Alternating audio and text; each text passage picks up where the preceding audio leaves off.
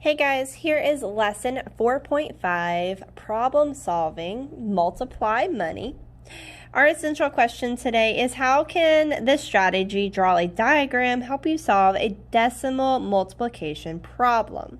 So we're going to go ahead and put a star by this, and this strategy is going to look very similar to the one we did with the fish. This was a couple of chapters ago when we multiplied using those bigger numbers. So make sure you just keep that in mind as we're doing these. All right, our first one, unlocking the problem, says a group of friends go to a local fair. Jason spends $3.75. Maya spends 3 times as much as Jason. Tia spends $5.25 more than Maya. How much does Tia spend? So we need to first underline and circle important information. Jason spends $3.75. Maya spends 3 times as much as Jason. And then Tia spends $5.25 more than Maya. And our question is, how much does Tia spend? We're looking for how much Tia spends.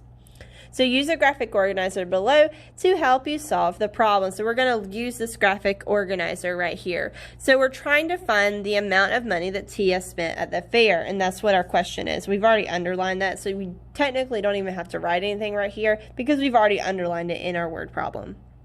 What information do we need? We need to use the amount spent by Jason to find the amount that Maya spent, and then to find the amount that Tia spent based on all that information. And how can you use this information? We can draw this diagram to show the amount that Jason and Maya and Tia spent. So what we're going to do, it says the amount of money that Maya and Tia spend depends on the amount that Jason spends. Draw a diagram to compare the amounts without calculating. Then use the diagram to find the amount that each person spends. So we are going to find, we know how much Jason spends. Here's his $3.75. That's all he spent. And we know that Maya spent 3 times as much as that. So we would say Jason spent $3.75. Maya spent 3 times what number? $3.75, which is going to give us what? So what we would do, 375, 375, 375. Now, could I add up all of that money together? Sure, I could, or I can just multiply $3.75 times 3. So I'm going to multiply that together real quick. 5 times 3 is 15. Put down my 5, regroup my 1. 7 times 3 is 21, plus 1 more is 22. Put down my 2, regroup my 2. 3 times 3 is 9, plus 2 more is 11. That's not my answer. Remember, we always, if we're starting with a decimal, we're more than likely going to end in a decimal. So we're going to have 1, 2 places behind my decimal, so I know I'm going to be moving it over. 1, 2 places. So this is how much Maya spent. She spent $11.25, which ends up, we're going to put that right here, $11.25. Now, it said that Tia, if we go back up here to our word problem, Tia spends $5.25 more than Maya. So we don't have to actually multiply anything to figure out Tia's. So we know that $3.75 for these, 375, 375, plus we would add whatever this was, plus $5.25. So we have our $11.25 plus our $5.25 more that Tia spent. So we would have $11.25 plus $5.25. And I know y'all know how to add because we just did that last chapter. That's a 5. That's a 6. So it'd be $16.50. So Tia spent $16.50 at the fair. Okay, so you need to make sure you read this carefully, make sure you fill in the boxes. I know sometimes they're a pain because we're having to fill in boxes, but I really think you can visualize what you're working with a little bit better when you have the boxes. So let's look at the back of this page.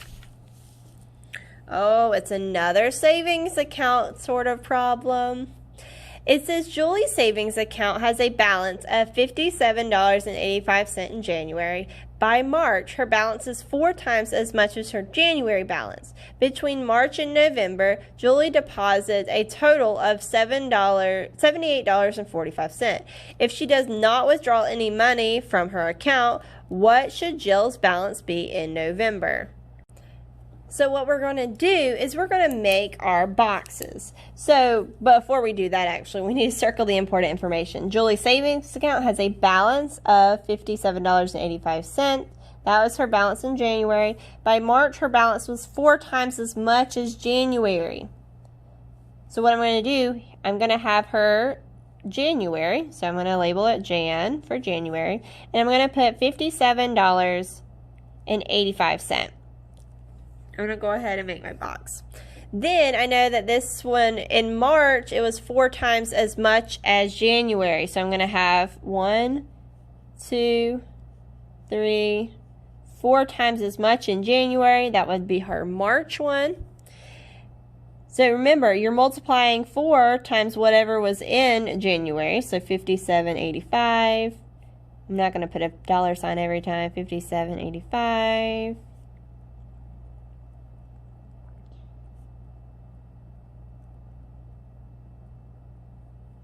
All right, so then we're going to keep going. Between March and November, Julie deposits, so we know we're adding when we deposit something in our account, a total of $78.45. So we know we're going to have this amount right here that she already had plus this $78.45. because she put a deposit in, $78.45.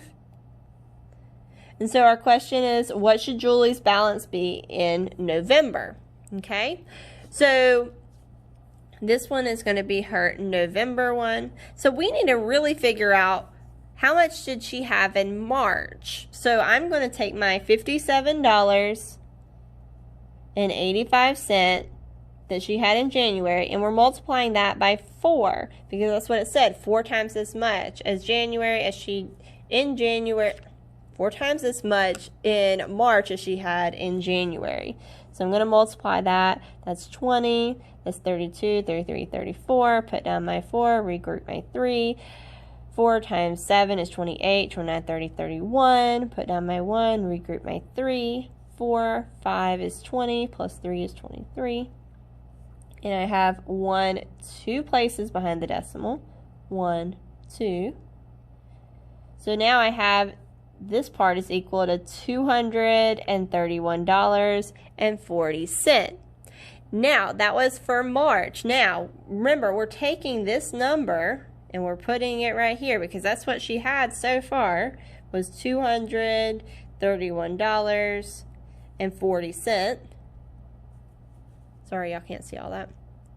And then we add the $78 that she deposited to her account. So remember, if we go back, Julie deposits a total of $78.45. Okay? So now we have $231.40 plus our $78.45. Add that up. That's 5. That's 8, 9, 10, 3. So we would have $309.85 in her account at the end. That's a 9 out of 5. 85 cents.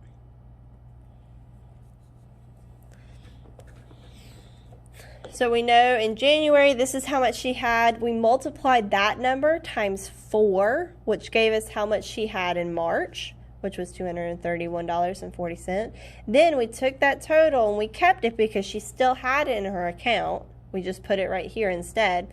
And then we would add our $78.45 because that's what she deposited. She put it in her account. Remember, a deposit, you're putting something in your account, and a withdrawal, you're taking it out of your account. Okay, so then in the end, her total was $309.85. Okay. All right, we're going to do a couple of these together.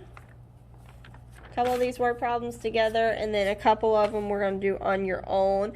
One of the biggest takeaways, I think, with these problems is you have to circle the important information. You have the ability to circle that information on your paper right now, so you need to make sure you're circling it. If you're one of my friends that has not picked up their packet yet, it's going to be very difficult for you to be circling your information because you don't have something to circle. So you make sure you have it. Number 1 says Manuel collects $45.18 for a fundraiser. Jerome collects $18.07 more than Manuel. Cindy collects 2 times as much as Jerome. How much money did Cindy collect for the fundraiser?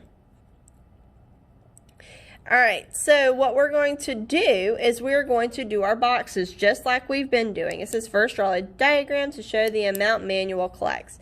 But before I do that, I'm going to circle the important stuff. So I know that Manuel collects $45.18. Jerome collects $18.07 more than Manuel, I think. Cindy collects 2 times as much as Jerome. And our question is, how much does Cindy collect? We're looking for Cindy's amount. So we're going to go ahead and draw for Manuel's. I'm just going to label with an M. Manuel collected $45.18. So I'm going to leave it right there. Then I know that Jerome collected $18.07 more than Manuel. So I have this one's Manuel's $45.18 plus $18.07. That's going to give me Jerome's. Cindy collected 2 times as much as Jerome. So if we have this amount, this is how much Jerome did, times 2. So we would multiply whatever this number is times 2, which would give us Cindy's amount. So what I'm going to do is I'm going to find out first, how much did Jerome make? I'm going to put it to the side over here. So I know that it was $45.18 plus $18.07. Let me add that together and see what we get. 14.15, put down my 5, regroup my 1.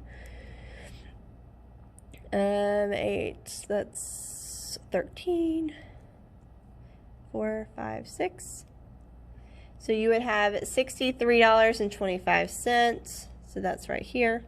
That's how much Jerome made or collected. Then you would take this number and put it in this box right here. $63.25. Sorry, 25 cents, and you're doubling it because it's 2 times as much.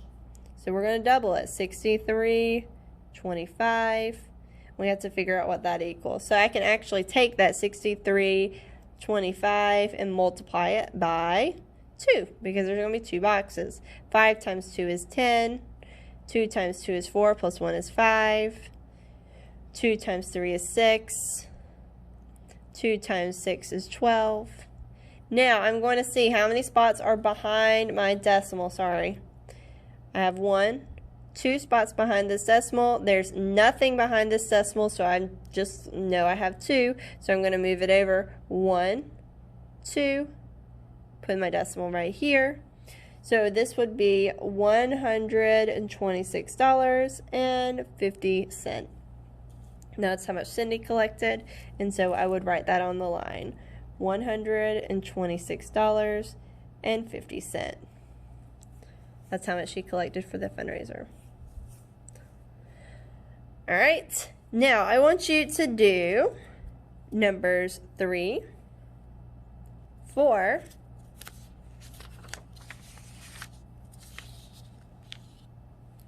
5, 6, 7, and 9. These are going to be the questions that you see on your brain check or your lesson check, so make sure you do them so that you're prepared for that lesson check. All right, guys, like I said, if you have any questions, make sure you pop onto Google Meet and ask.